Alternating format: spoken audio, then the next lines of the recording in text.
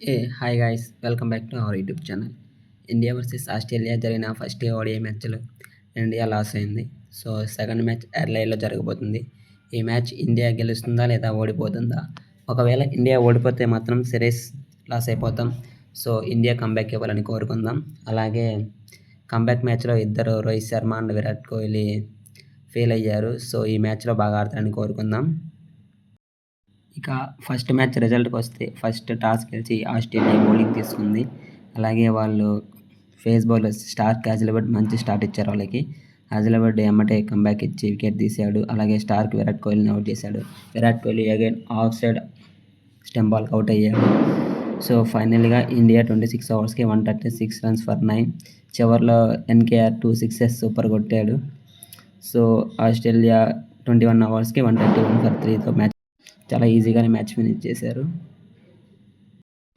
For more updates about next India matches please follow our channel, like, share, subscribe to our YouTube channel.